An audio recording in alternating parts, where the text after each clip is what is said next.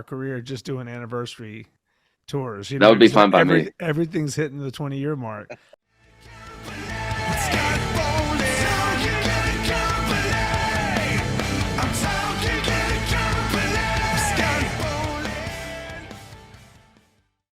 All right, man. Clint, man, it's good seeing you, man. Likewise, dude. Let me turn my own voice down. I'm jacked up right now. So, yeah, man. It's good to see you guys, man, for sure. Yeah, so this is let me introduce you. This is Johnny Summers. I've known Johnny forever. He's a guy who can play every instrument better than I can, one of those kind of guys. Yeah. Smarter than me. You know, maybe a little better looking, I don't know. Just the whole that part.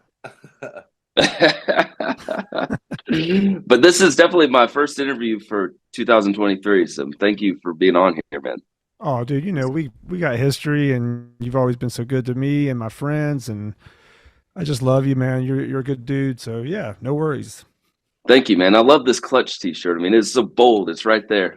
Dude, it's like I just love Clutch, man. They march through their own drum. They always have, and John Paul is one of my favorite drummers. Have you guys ever gone on tour with them? Oh yeah, we actually went out with them years ago on a tour called Southern Fried Chicken Fight, and it was them, us, and Stuck Mojo. Whoa, that's amazing! It was amazing. We were out of our minds. Right. Anyway, it was great. We loved those guys for years. Dude, one of my favorite memories. You've come to the show. You've been on my show in person with your wife Tara, who's awesome. But one of my favorite memories is you going platinum with "God Bless the Renegades" in my basement. You know, well, actually, I sent you the award. Yeah, I sent it to you. You didn't do it actually in the basement. Yeah, I don't know. Like, I don't think it was platinum though. Oh, what was it? Yeah. It was not anywhere close, dude. I don't know. Like, there was like a couple things. I think there was like a Billboard, like #1 artist, new artists, and stuff like that. Like, very, it was cool. I don't think it was like a platinum, like million. Yeah, it was platinum in my mind. You know, that's where it should have been. So, you know, I put your name on it, and yeah. And you know, I'm thankful to put any music out on any level. You know, it's always a success just to be able to make music. So people do. Yeah, man, that's great. You have a new album out, but before we talk about that, I was kind of wanting to talk about. You know, you got so much going on, and it's funny when I type your name in and Spotify, you have like "Call Me No One." I think of "Hello Demons Meet Skeletons." You got a lot of work, man. You stay busy over these years. You know, what keeps you going? I mean, you have this Sevendust has been around for going on 25, 26 years, plus all these side projects. I'm way more lazier than you, you know? No, man, you know. You're quite the contrary. You're a hustler, and you do a lot of cool things. But I'm sure outside of that, you do a lot of with regular work stuff. But what you've kind of built is you've been super busy too. But it seems like a lot more than it really is. I was actually kind of laughing. I was looking through Spotify the same thing because I was having issues getting the new song on Spotify based on the way I'm releasing this. And I was looking at the whole discography. What is the word? Yeah. And just looking at all of it, God dang, man, like this is a lot of stuff, you know, and I don't know if any of it's really that great, but I love making it. And there's a lot of downtime. I don't really understand why bands have to wait 2-3 years in between records. And the older I get, the more I just want to archive music. It makes me happy. I sit on so much material. I don't drink. I don't do anything else besides play music and be a father, man. So my spare time, I do this. I come down here in this little basement or wherever I've been and write music and release it, you know. I was telling Johnny about that, about how you record music in your basement, because I know, Johnny, you play stuff. You record, write and record in your basement as well, right? So, yeah, but anyway, man, that's really cool. You got a loft, yeah. He's got a serious mic there too. So, I don't know about that. I don't even know if it's working right now. Can you guys even hear me at this point? Yeah, we hear you. You sound good. But it's not coming through that mic because that mic is sure. You're exactly right. But the mic looks audio good. Ears. Yeah, I appreciate it. It's a good prop, man. It's a good prop. My little Shure KSM is kicking your $7,000 mic's ass right now. Yeah, it just looks like a $7,000 mic. I think it was probably more like $25. Oh, No. But yeah. yeah, we got the interview up and running, so I'm excited about that. Sorry about the audio on my end. Oh no, worries. Sorry It doesn't about sound that bad. making it early. No, that sounds great. Yeah, no doubt. So, so you don't actually play the drums on your album? Is that what you're saying, or is it programmed and you were using like Morgan Rose and you I were using somebody else, right? Yeah, so I used Morgan Rose on one song. He was going to do two, but he ran out of time. I programmed all the drums, and then I was going to settle with that, but the guy that mixed it, Richard from Fire from the Gods, Richard Yes. Wykander, Yeah. he's a good friend. I was talking to him about throwing some drums down. We had wrote a song together that kind of spawned a relationship creatively, and I was like, man, so I have these program drums. I dig them, but and I have this E kit over here. I was actually going to play some, but I don't play good enough to. I can get through stuff and edit it, but it's not like what I really want. So he was like, man, who's going to mix it? He's like, I'll throw drums on it. I'm like, awesome. And then Morgan, there was a song or two that I really wanted Morgan to play, and he was out in L.A. and he had the tracks, and he just kind of played on what was already there, and he sent those in, and Richard threw them in the mix. And yeah, so Richard and Morgan both played on the 5 songs, yeah. If you need any kind of like crazy raging Cajon style, I'm your guy. Yeah, You need a little bongo action. I'm yeah, just kidding. dude. You know what? That's all I got. That was my first instrument, man. Bongo, because we were poor and I couldn't get a drum set, so my mom went and got me a bongo, and I was thrilled about it. Yeah, because it was that's so like it was cool. coming out of the '70s, so like bongo is still a thing. Carlos You're like, Santana. you're like Corey. Play something. I got the Yeah, bongo. Just play something. Play anything. totally, totally. He had some better instrument or whatever, but yeah, man. Did when you picked out your new single, the video you put out, guilty, but what am I looking at? Devil Leather. That's an interesting title. How did you come up with that name, Devil? It sounds hard, It like, does, dude. I think I messed up because like nothing on the EP is super hard, but that was a working title. I had it on there, Devil Leather, and then someone was like, "That's pretty cool, man. What is that?" I'm like, "I have no idea. It was the first, and I have like devil in all these old projects. There's been so much use of the word devil, which is ironic because I'm not into the devil. I'm not into any that dark. I'm intrigued by dark elements and stuff like that. It's interesting to me. Battling demons. That's where the Hello Demons thing was like with my past and addictions and all that. So there's always been this tie in with that kind of dark force, and breaking away from it. But that was just a working title. Yeah, and people were like, "Man, I thought that song was gonna be so hard." So I feel bad. I should have went super heavy with that title, but nah. yeah. You need some Morgan Rose screams, but then it almost Yeah, turned into some of the songs I did at that point. Sevendust. Yeah, totally. Who directed that video? Was it JD or somebody like that? Yeah, Or am I reading that right? JT. J, Okay, yes.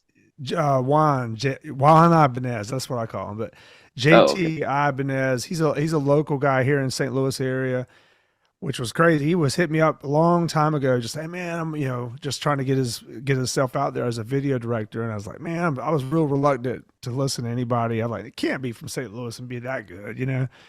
And sure enough, man, I started seeing some of the stuff he was doing with bands around here and some other ones, and I was like, man, he's right in here, right in St. Louis. Like, why? It'd be amazing to connect with this guy. And he does. He did the first live stream I did with the solo stuff, and then he did a video Mm. after that. And he's gonna, he's awesome, man. He's gonna do maybe some Sevendust stuff too. He's easy to work with, and it's right here in my hometown, so you can't beat that. Oh, that's cool, man. I really like the Patreon thing. I signed up. You're like, "What's up, Yeah, Scott?" But I know, dude. I but I love it. love that, man. That's really cool. You dropped the song early on there, and Yeah, you did a couple of videos that are really neat. I really like there. the Patreon thing. That's cool. You're really connecting with the fans.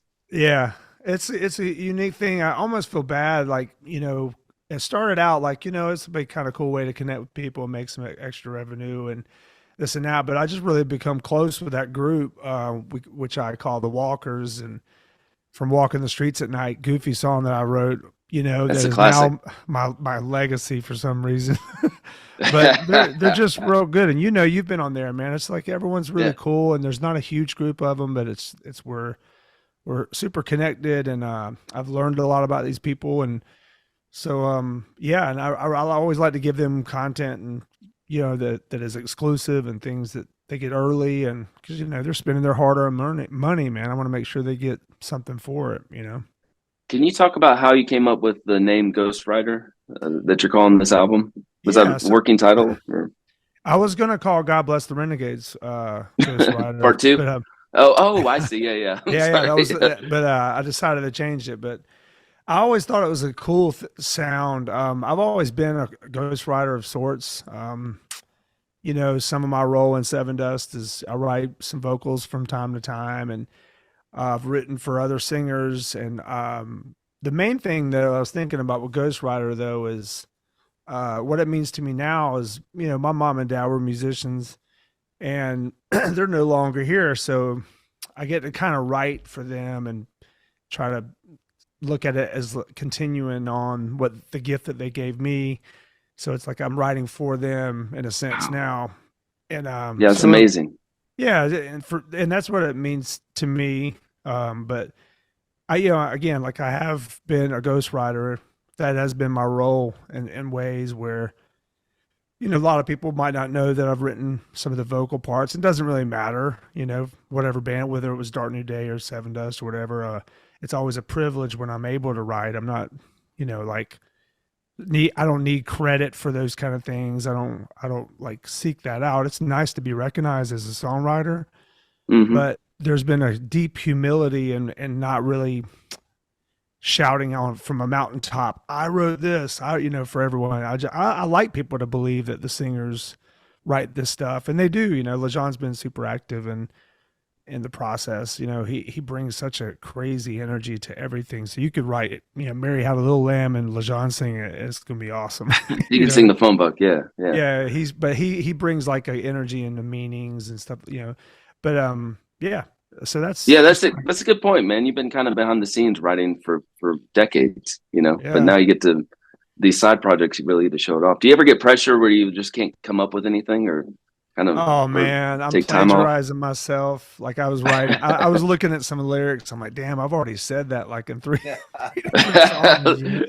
But I think after this last EP, I'm gonna start releasing random songs, and I'm gonna do a lot of this like southern rock, kind of bluesy, uh, Allman Brother kind of really go back to that, to where like super rock riff, kind of soulful bluesy kind of vibe. I just feel a calling to do that, and I just feel like with my old ass head, my gray hair, that it might be a natural transition. But yeah, man. So you got that youthful, nice head of hair Dude, still. I got the silver going on in the beard, man. It's Yeah, that creeping looks in, cool though. When it's Oh, there, thanks, it's man. cool. When it's there, it's like, man, damn. Hey, man, it looks good, man. Thank you. So you have Double Leather. You mentioned releasing another song. Do you have another song picked out already that you're going to release next to all the platforms? Yeah, I don't know if I'll release it before the actual start date, because this is a Oh yes. self-release. I'm not doing it through a label, because this was kind of a do it yourself model, because I got tired of waiting. When you deal with labels, you have to commit to touring, you have to do all these things, and it was never a good time. Like, oh, it's Seven Us coming out, we have to wait. So I wanted to do this myself. I recorded all of it myself. So I'm like, I'm just going to release it. I talked to a few labels about it. I'm like, I'm just going to do it myself. And, I tell you, man, the way it sounds so brilliant. I mean, I'm blown away that you did that yourself. Just that one song, oh, I thank you, mean, brother. it Thank sounds you. phenomenal. Well, I I mean, you got to be appreciate like, it. I did this. This is me. I Like mean, you tell your wife, look at, I did this. yeah, I mean, she hears it all the time. She's not even that, she's impressed, but she doesn't even listen to anything until it's finally mixed. Like she doesn't, there's like, they never come down here, which is sometimes is cool. Sometimes like, do y'all even give a shit? But they do. I mean, yeah. So that was one of the things I do want to release another song, but with the way I'm doing it through TuneCore and the way it's released, it's kind of hard to do the instant tracks. And so, yeah, but I got a video already done for the second song. Same, Oh, you know, wow. JT did it, and Did you guys uh, do both videos in the same day? we did.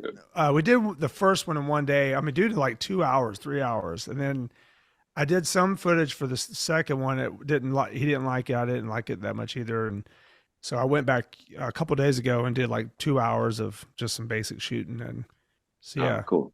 yeah. Um, so you also, what's crazy is you have Sevendust album already finished. So when Mhm. does this Sevendust coming out? Do you guys have a date for that? Yeah, Or we is, don't have a date. Well, we have a region, like maybe the summer. okay. There'll be music rolling out pretty soon in the next couple months. I'm really excited about this record. We did that with Elvis Basquiat. Oh, yeah, Elvis. Yeah. Yeah. Elvis has a cool, man. He's done so many bands. Yeah. He's got his vibe, you know, and we've done this will be our third record with him. So it's been a When you journey have to an album, oh, I'm sorry, I didn't mean to interrupt you. no, I'm good, but what's up? But when you have an album finished like that, do you listen to it or do you critique it like I should have done this? I should have played this like this way. That's a great question, dude. You're like in my head. That's exactly what we do. I've listened to it. I've not liked it. I loved it. I hated it. Then I fell back in love with it. Like it's a thing where when I get away, when I'm finished with a record, I really that one took a lot out of me creatively, which is amazing that I even went for the CP to do myself because I was kind of tapped out creatively. But um, I couldn't even listen to the record afterwards. Then it was mixed and I heard it and Elvis did a great job, but it was like, I got to put it away for a while. And I put it on the other day to listen to it. I'm like, oh man, this is going to be good. People are going to really dig it. I think it's one of the We best can't ones wait. we've done in a while, man. That's awesome. Yeah, man, I can't wait. And hopefully we'll get like a seasons kind of tour or at least a Morgan Head drum head on my to Yeah. finish my collection, you know? Yeah, but dude, I mean, you're like, and now there's a pattern to these anniversary shows. Like we could actually do an entire chapter of our career just doing anniversary tours, you That know, would be because fine by me. everything's hitting the 20-year mark. But Yeah. seasons, we will definitely do at some point a full, at least a few shows exclusively for that record because it was a fan favorite and Oh, yes, it's yeah, one of my favorites. yeah. But that was the Butch Walker record. We love it. Yeah.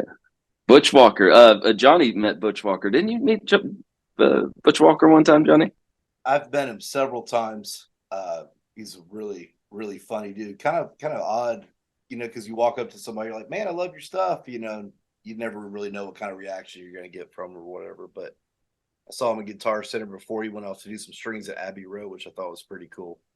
And then we ran into him after a show in Athens and hung out at a hotel one night, and he told this kid he was guitarded, and I thought that was pretty hilarious. He's so damn clever, man. That guy is just like I love that guy, man. I really think the world of him.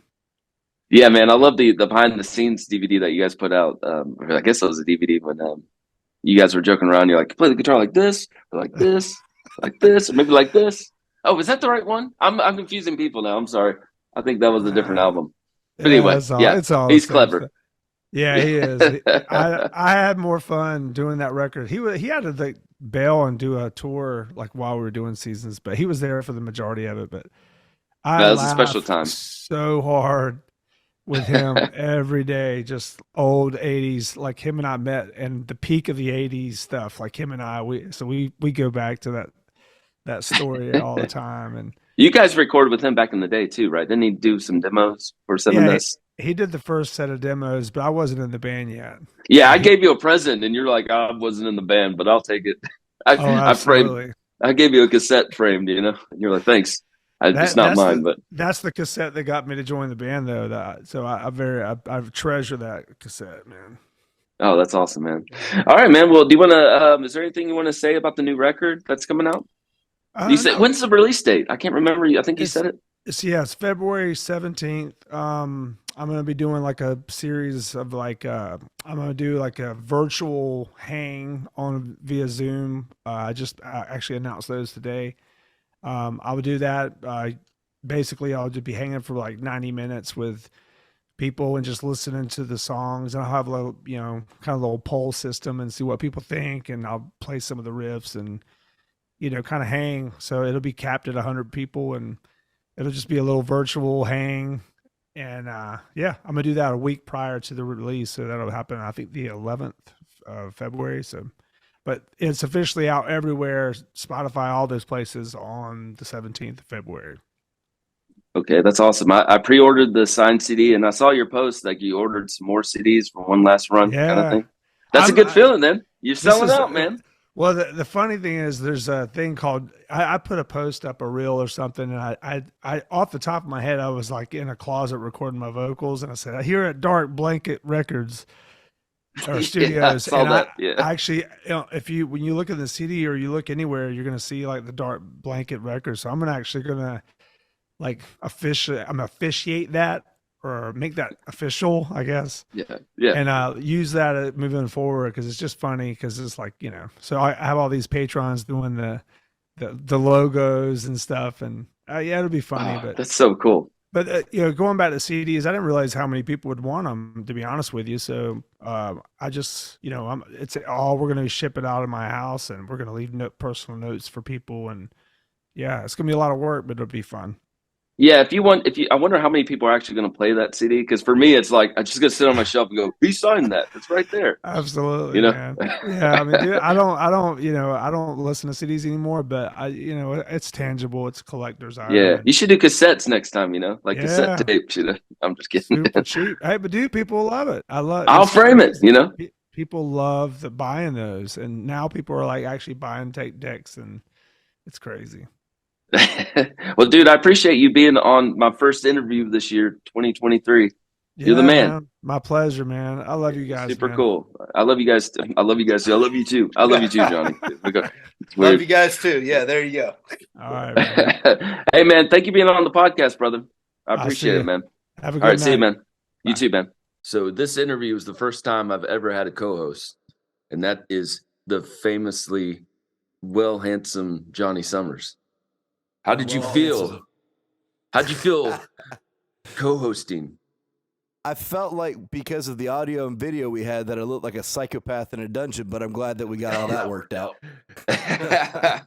we were a bunch of non-working microphones.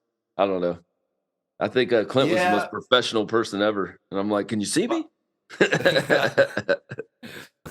By far, man, he's got his stuff together, but we're getting there. We're definitely going to get there. Dude, I'm a little jealous of your virgin walls in the background. I've never had that much wall space since I can remember. I got every little inch covered. The contrast is pretty stark. Yeah, dude. I could put at least like 20 skate decks back there and some gold awards. I lived with a family who had stuff everywhere. Yeah. And just over time, you just kind of go like, I don't need it. I just whatever, man. So this just makes me feel happy. This is my happy spot. you gotta drop that wisdom, man. You sound like Rick Rubin right now. I just want a white room so I can work with my art. I don't know. I told you you're smarter than me, man. No, not at all, man. Not at all. You're way cooler than me. Rick Rubin's a cool cat too, though, man. I like watching his stuff. And speaking of Rick Rubin, we're gonna have him on the show next week. No, I'm just kidding, man. Oh man. Don't tease. Yeah. So we just interviewed Clint, and how familiar are you with Clint? Probably just through my interviews. I've interviewed him 100 times, seems like. I know of Sevendust. I'm not as intimately knowledgeable. I mean, they're from Atlanta, so you hear about them, but he's obviously a hyper talented musician. All the stuff that I have heard in prep for this interview, I was like, man, the tension and release, it was like, oh no, man, he's really, really talented dude. And so I just know of him, but I don't, I'm not intimately familiar with his work. Yeah, man, he's someone that's he's been in Sevendust forever, and he was in the band, then he quit for a couple of years and kind of went off the deep end, and now he's like this sober, cool guy, and I definitely look up to him. Like he's like, I don't remember in the interview, he's like, I just go to the basement, I don't drink, I just work out, and and create art. And I'm like, wow, I go to the basement and do all the opposite stuff. Like, I'm totally lazy. Yeah, dude. I got a special mug for my alcohol. It's perfect, man. Yeah. You know what's crazy too is just the fact that he was turning down all those record deals was basically because he needed quicker workflow and turnaround. He's like, I'm putting out songs every month or two, or working on another project. I don't have time for releases. And it's like, man, he wants to work, and he's crazy. It seems like he's very what do you call that, conscientious, like work oriented or whatever. Definitely, dude. He's definitely inspires me to do better. He's the man, But anyway, this interview was really cool. It was really fun. Hopefully we'll have more to come. Yeah, one of the books, first one for 2023, man. Yes. Yeah, man. We need to get old Butch Walker on the show. That would be fun. I know Clint brought him up. They recorded together for seasons. So I wouldn't have to prepare. I just have to try not to be too much of a fanboy. That dude is crazy talented. Yeah, he is, dude. Yeah, man. Yeah, I love Butch Walker. So anyway, man, this is the intro. This is our intro. We love each other. This is it. We're gonna do more of these. You're the man. Right. I literally don't know what I'm doing. I'm like, do I hit this button? You hear me? Do you hear me now? So we got each other's backs, and I'm so appreciative that you've asked me to co-host a little bit with you, man. It's totally an honor, man. I really appreciate it, Scott Pollard. Thank you, brother.